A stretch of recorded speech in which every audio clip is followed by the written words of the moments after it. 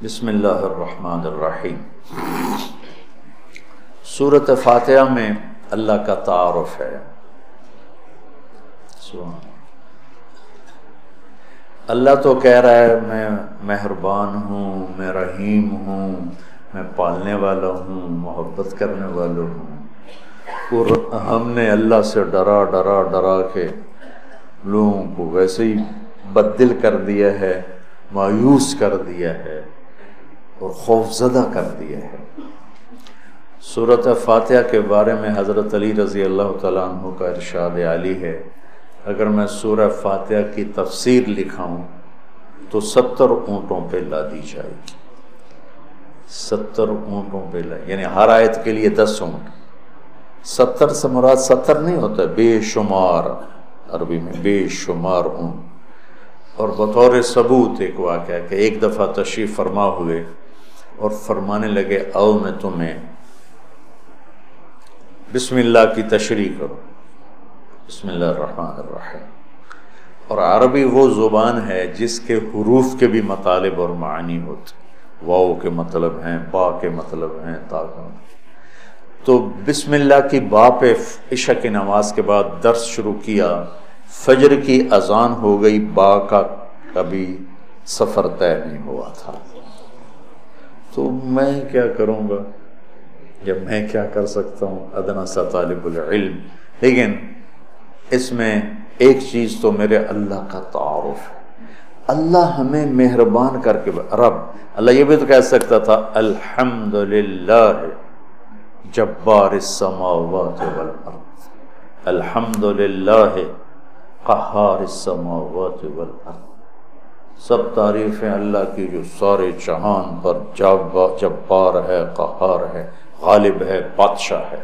اللہ تعالیٰ نے اپنے تعارف کے لیے پسند کیا کہ مجھ سے ڈرو نہیں، میں تو تم سے پیار کرتا ہوں۔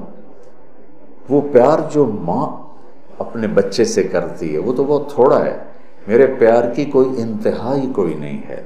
ماں کا پیار تو مختصر سا ہوتا ہے، اور میرا تم سے پیار لامحدود ہے۔ پہلا تعارف یہ ہے کہ وہ بہت مہربان، پالنے والے کے ساتھ ہے کہ حاکم ہے، بادشاہ ہے، رب بادشاہ کو کہتے۔ انہ ربی احسن مثوایا، یوسف علیہ السلام، انہوں نے عزیز مصر کو کہا انہ ربی، وہ میرا بادشاہ ہے، اور اس نے مجھے یہاں بہت اچھا رکھا ہے، میں خیانت نہیں کر سکتا۔ بادشاہ، مہربان، رحیم، پالنے والا۔ اور قرآن کو ختم کیا قل اعوذ برب الناس، رب سے شروع کر کے رب پہ جا کے ختم کیا۔ آخر میں پھر یقین دلایا کہ میں تم سے بہت پیار کرتا ہوں، جو کچھ کہوں گا تمہاری محبت میں کہوں گا۔ اب گھروں میں نہیں دیکھتے، ماں کہتی بیٹا ناشتہ کرو، چھوٹے بچے میں نے نہیں کرنا، وہ بٹھا کے اس کے منہ میں زبردستی ڈال رہی ہوتی، وہ کہتے ہیں کیا مصیبت ہے میرے لیے، وہ اس کو کھلا رہی۔ تو میرا رب جب ماؤں سے زیادہ پیار کرنے والا ہے تو وہ کہہ رہا میں اس میں جو کچھ کہوں گا نا وہ تمہاری محبت اور شفقت میں کہوں گا، اور جس چیز سے روکوں گا نا تمہاری محبت اور شفقت میں روکوں گا۔ تو اس مقدس کتاب میں جب اللہ کہتا ہے یہ نہیں کرنا تو اس میں ہلاکت ہے، یہ کرنا ہے تو اس میں ہمارا نفع ہے۔ تو تعارف میں اللہ نے اپنے ربوبیت، اپنے رحم کو، اپنی مہربانی کو اس خوبصورت انداز میں ذکر کیا کہ دل کھنچتا ہے، اور اتنے حسین انداز میں پیش کیا اپنا تعارف۔ جیسے یہ کئی ساتھی کہتے ہیں جب آپ ہمیں کوئی واقعہ سناتے ہیں تو ہمیں لگتا ہے جیسے وہ ہمارے سامنے ہو رہا ہے۔ وہ میں نے ایک دفعہ یہاں چنگیز خان کی تاریخ بتائی تو مولانا عدنان صاحب کے آئے ہوئے تھے چچا زاد، تو وہ بڑے جولی سے ہیں۔ وہ بعد میں کہنے لگے جب مولانا صاحب چنگیز خان کو بیان کر رہے تھے تو میں ڈر گیا، مجھے لگا جی میں پیچھوں بیٹھا چنگیز خان۔ تو میرا رب بھی جب کوئی بیان کرتا ہے تو لگتا ہے سامنے آ گیا۔ تو اللہ نے اپنا اس خوبصورت انداز میں تعارف کرایا کہ لگا جیسے اللہ سامنے آ گیا ہے تو وہ کہتا ہے میں تیری ہی بندگی کرتا، جیسے وہ سامنے آ گیا، ایا کا ایا ہو نہیں، ہم اس کی بندگی کرتے ہیں جس کی یہ تعریف ہے، ایا کا، تو نے اس طرح مجھے اپنا آپ پہچان کروایا ہے کہ مجھے لگتا ہے تو میرے سامنے ہے۔ کبھی اے حقیقت منتظر نظرا لباس مجاز میں، کہ ہزاروں سجدے تڑپ رہے ہیں میری جبین نیاز میں۔ آئے آئے، تو مالک یوم الدین تک یوں لگتا ہے جیسے اللہ سامنے آ گیا، وہ کہتا ایاک، جب تیرے جیسا شہنشاہ ہو تو میں کسی اور کی بندگی کیسے کر سکتا ہوں؟ جب تیرے جیسا شہنشاہ ہو تو میں تیرے سوا مدد کے لیے اور کس کو پکار سکتا ہوں؟ مدد صرف اللہ سے مانگی جاتی اور کسی سے نہیں۔ ایک آپس میں ایک دوسرے کی مدد کرنا، مدد مانگنا، لیکن ایک ہی ذات ہے جس کے سامنے جھولی پھیلائی جاتی ہے، وہ اللہ ہے۔ ایک ہی ذات ہے جس کو پکارا جاتا ہے، اللہ ہے۔ ایاک نستعین، تیری تجھ سے مانگوں گا اور کس سے مانگوں گا؟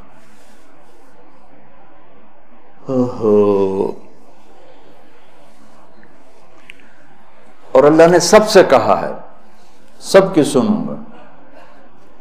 ہمارا جی حالت ہے نا، وہ جی ساڑی سندا نہیں توڑی موڑدا نہیں۔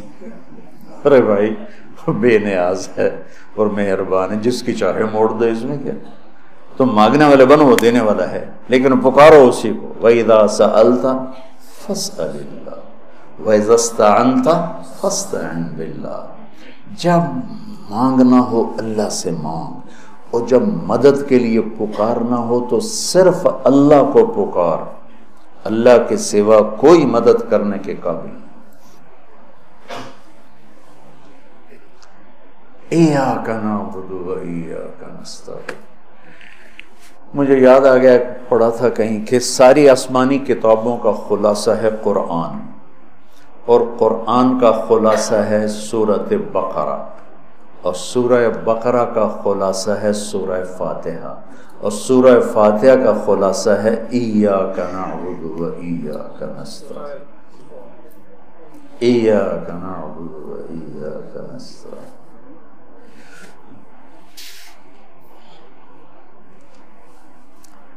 آگے ایک عجب دعا ہے، اہدنا الصراط المستقیم، یا اللہ میں سیدھا راستہ دکھا۔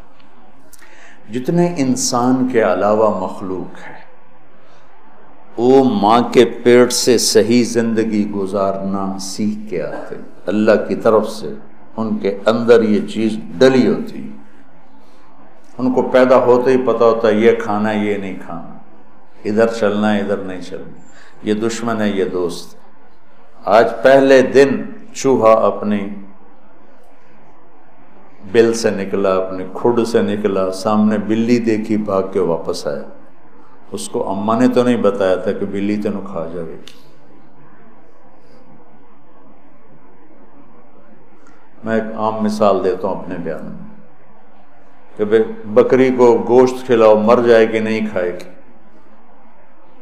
شیر کو گھاس کھلاؤ مر جائے گا نہیں کھائے گا، کہ وہ اپنی زندگی گزارنے کا طریقہ ماں کے پیٹ سے لے کر آتے ہیں۔ انڈے سے نکلتے ہی چونٹی سیدھی چلتی ہے، راستہ بناتی ہے، سیدھا راستہ چلتی ہیں، پوری لائن چلتی ہے، 1 سینٹی میٹر سے آگے دیکھ نہیں سکتی، کہاں سے ہوگی؟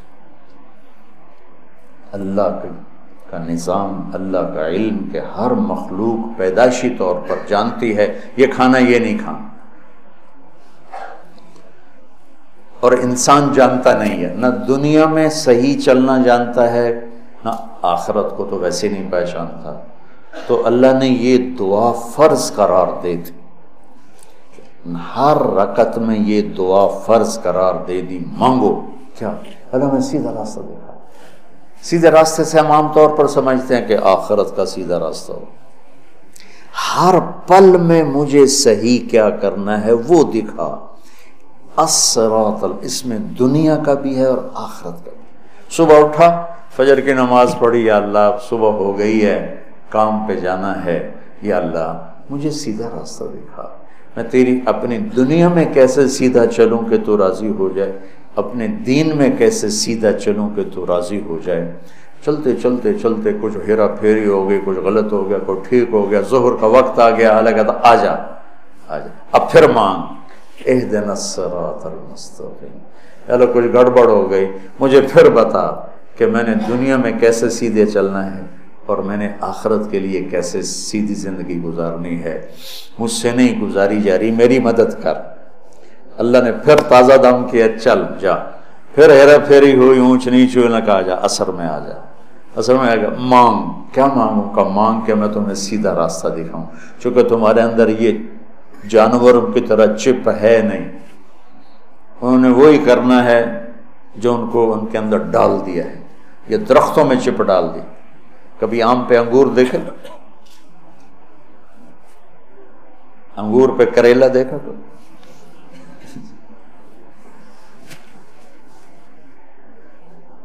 کبھی شیشم پہ پھل دیکھا، اندر میں ڈال دیا گیا ہے تجھے پھل دینا ہے، کون سا دینا ہے، کس موسم میں دینا ہے، کس رنگ میں دینا ہے، کس ذائقے میں دینا ہے، کس خوشبو میں دینا ہے، کس تاثیر میں دینا ہے۔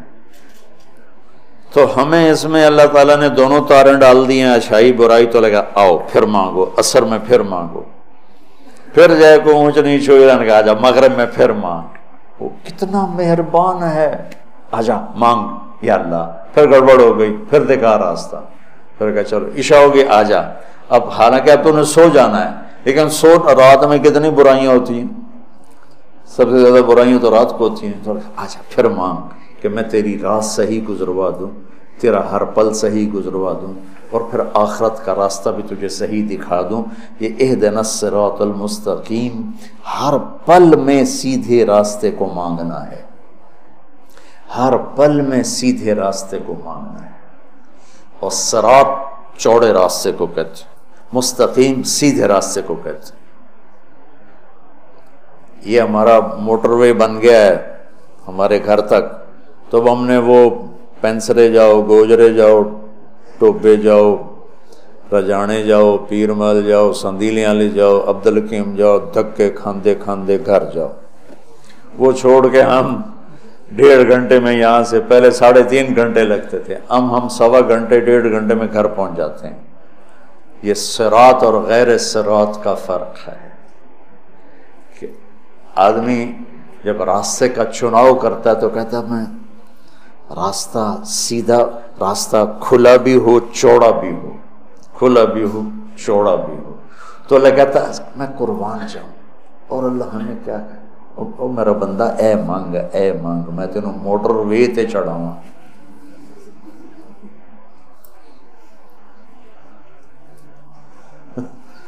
میں تجھے موٹر وے پہ چڑھانا چاہتا ہوں، تو بولے دی جھگی دی گلیاں پھردا کرنا،